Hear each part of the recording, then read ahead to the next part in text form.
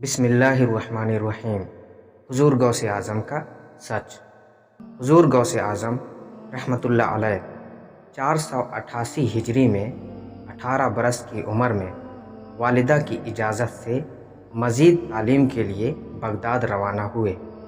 آپ رحمۃ اللہ علیہ فرماتے ہیں، جب میں بغداد کے لیے روانہ ہونے لگا تو والدہ نے مجھ سے فرمایا کہ تمہارے والد نے ترکہ میں 80 دینار چھوڑے تھے، 40 دینار تمہارے بھائی کے لیے اور 40 دینار تمہارے لیے۔ تمہارے دینار میں نے تمہارے قمیص کے اندر سی دیے ہیں۔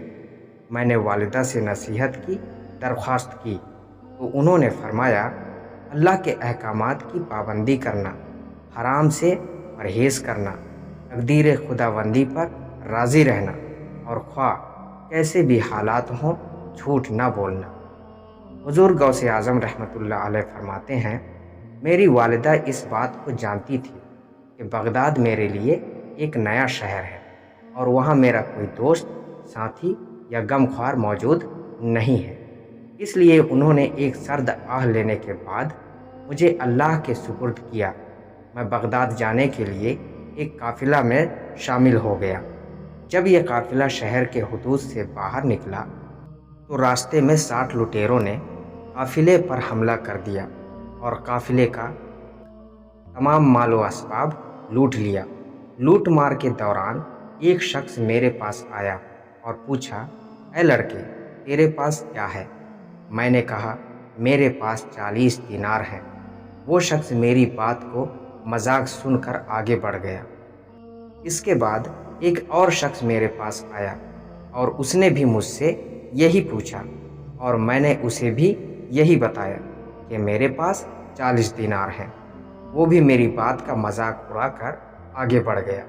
کچھ دیر بعد یہ دونوں لٹیرے اپنے سردار کے پاس گئے اور اسے میری بات بتائی۔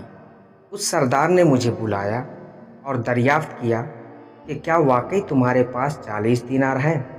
میں نے اسے بتایا، ہاں، میرے بغل کے نیچے سلے ہوئے ہیں۔ سردار نے قمیص کو ادھیڑ کر دیکھا تو اس میں سے 40 دینار برآمد ہوئے۔ وہ سردار حیران ہوا اور اس نے مجھ سے کہا کہ تم نے اسے راز کیوں نہ رکھا؟ تمہیں سچ بتانے کی کیا ضرورت تھی؟ میں نے جواب دیا کہ میری والدہ نے سفر پر نکلتے وقت اس بات کی نصیحت کی تھی کہ بیٹا، جیسے بھی حالات ہوں جھوٹ کبھی نہ بولنا۔ لہٰذا جب مجھ سے پوچھا گیا کہ میرے پاس کیا ہے تو میں نے سچ سچ بتا دیا۔ حضور غوث اعظم رحمۃ اللہ علیہ فرماتے ہیں کہ میری بات سن کر اس سردار کی آنکھوں میں آنسو آ گئے اور اس نے ایک آہ بھرتے ہوئے کہا کہ تم نے اپنی والدہ کا عہد نہیں توڑا اور ایک میں ہوں جو سالہ سال سے رب کے عہد کو توڑ رہا ہوں اور لوگوں کو لوٹ رہا ہوں۔ یہ کہہ کر وہ سردار میرے قدموں پر گر گیا اور توبہ کرنے کے بعد تمام مال و اسباب قافلے والوں کو واپس کر دیا۔ یہ پہلا موقع تھا جب کسی نے میرے دست مبارک پر توبہ کی۔ تو دوستو، یہ مختصر سا واقعہ مکمل ہوا۔ امید کرتا ہوں کہ اچھا لگا ہوگا۔ اگر یہ واقعہ آپ کو پسند آیا ہو تو لائک کریں، شیئر کریں اور ہمارے چینل کو سبسکرائب کریں۔ تو ملتے ہیں اور کسی اسی طرح کی ویڈیو لے کر، تب تک کے لیے دعا کی درخواست کے ساتھ اللہ حافظ۔